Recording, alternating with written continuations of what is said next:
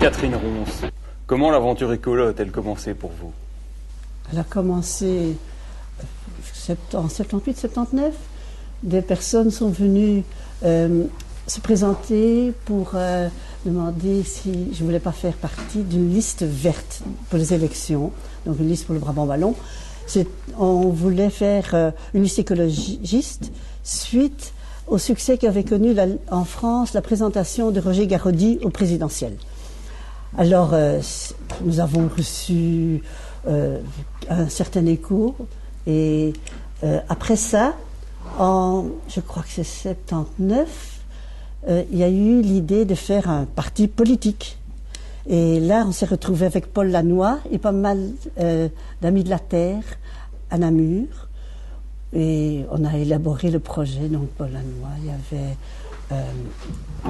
plusieurs autres écologistes. Et à ce moment-là, on a décidé de faire élaborer donc ce qui sera le futur parti écolo. Mon souvenir d'après, c'est à 8. On a signé donc les statuts. Et puis après, ça continue quoi avec. Est-ce qu'il n'y avait pas une histoire de Californie là-dedans? Ah oui, ça ma prise de conscience s'est faite en Californie où j'ai vécu durant 2 ans avec mon mari. Et là, j'ai eu un choc parce que je me suis retrouvée dans un pays très riche et d'autre part où il y avait une très grande pauvreté. Et je venais d'un milieu assez un milieu assez protégé. Donc là, j'ai compris ce que Marx voulait dire par l'exploitation de la classe ouvrière. Et d'autre part, j'ai eu un premier contact avec une nature qui est sauvage, mais qu'on disait menacée de toutes parts. À ce moment-là, on s'est dit, il faut absolument tirer la sonnette d'alarme et nous avons décidé de revenir en Belgique en disant, il faut qu'on fasse quelque chose à un niveau politique. Mais ça a pris quelques années avant de mûrir, quoi. Et quels étaient les grands thèmes de prédilection au moment de la création d'Écolo en Brabant wallon? Le grand thème dont je me souviens, c'était faire la politique autrement. D'ailleurs, on n'avait pas de formation politique, nous étions des simples citoyens. Donc c'était vraiment rapprocher la politique du citoyen et d'autre part sauver la nature, sauver la planète, quoi. Et comment vous étiez-vous vu par les autres partis? Oh, ça, on était les farfelus. Au fond, on formait la menace d'une certaine concurrence aussi. Alors, on était très souvent ridiculisés ou raillés, mais il fallait tenir bon. Vous êtes satisfaite du chemin parcouru? Bien sûr, bien qu'il y a toujours l'une ou l'autre, comment dire, il y a d'une part l'idéal, et puis il y a la possibilité, surtout en politique, qui est l'art du possible. Et bien là, je trouve que Écolo, jusqu'à présent, a toujours bien fait la part des choses.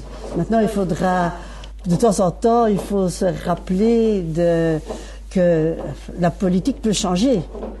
Et quel est votre conseil à des nouveaux militants, des nouveaux mandataires qui arrivent et qui ont envie de se lancer dans la politique chez Écolo?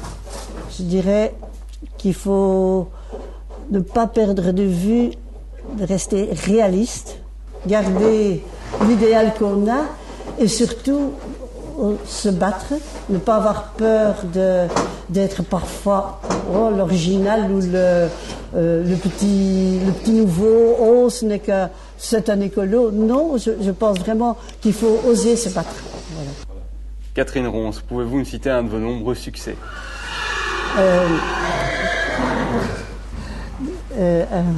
Une vraie réjouissance d'avoir pu amener Marcel Chéron à Écolo. À l'époque, il était dans le CEP et nous avions des programmes très proches.